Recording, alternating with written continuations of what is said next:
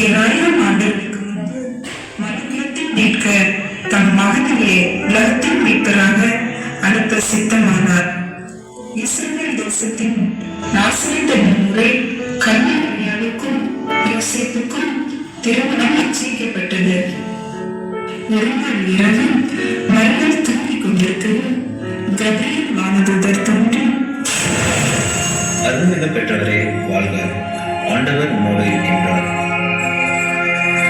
மரியா, அஞ்ச வேண்டாம், கடவுளின் அருளை பெற்றுள்ளீர். இதோ கருவுற்று ஒரு மகனை பெறுவீர். அவருக்கு இயேசு என்னும் பெயரிடுவீர். அவர் பெரியவராயிருப்பார்.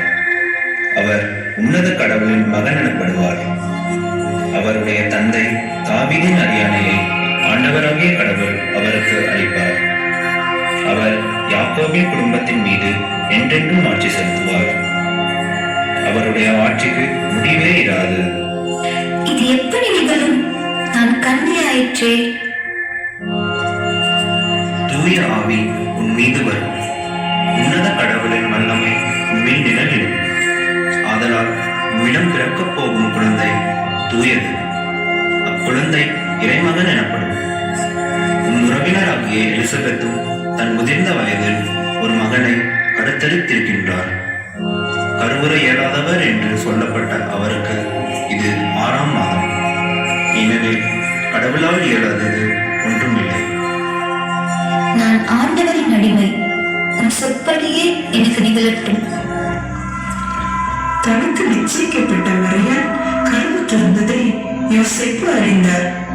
ஆனால் யோசேப்பு நீதிமானாய் இருந்தபடியால் மரியாளை அவமானப்படுத்த மனதில்லாமல் ரகசியமாய் மரியாளை விலக்கிவிட யோசித்துக் கொண்டிருந்தார். மரியாள் மிகவும் நல்லவளாயிற்றே. இது எப்படி நிகழ்ந்தது?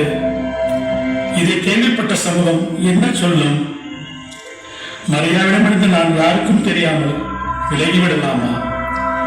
ஒரே குழப்பமாக இருக்கிறது. என்ன செய்வது? அன்று இரவு வானதூதர் யோசேப்பின் கனவில் தோன்றி,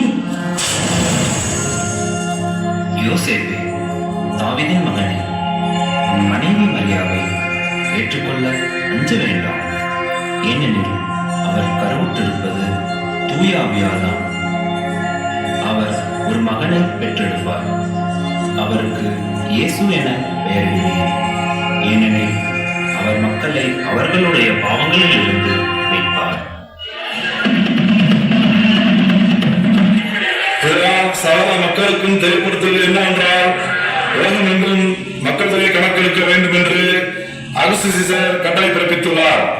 எனவே அவர்கள் தங்கள் ஊருக்கு சென்று பெயர்கள் பதிவு செய்ய வேண்டும் என்று கேட்டுக்கொள்ளப்படுகிறது.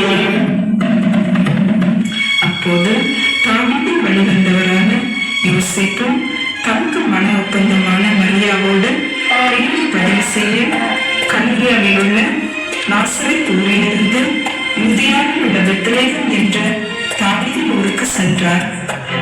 அப்போது மரியாவுக்கு பேறுகாலம் வந்தது. சத்திரத்தில் போய் இடம் தேடினார்கள்.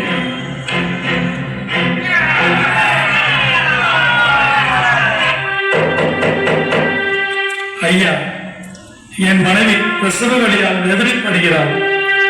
சத்திரத்தில் இடம் இருக்கிறதா? இல்லை ஐயா. ஐயா, என் மனைவி பிரசவ வழியால் வேதனைப்படுகிறாள். சத்திரத்தில் இடம் இருக்கிறதா? இல்லையே ஐயா. சத்திரத்தில் இடம் கிடைக்காததால் அருகில் இருந்த மாட்டுத் தொழுவத்திற்கு சென்றார்கள். அங்கு மரியா இறைமகனை பெற்றெடுத்தார்.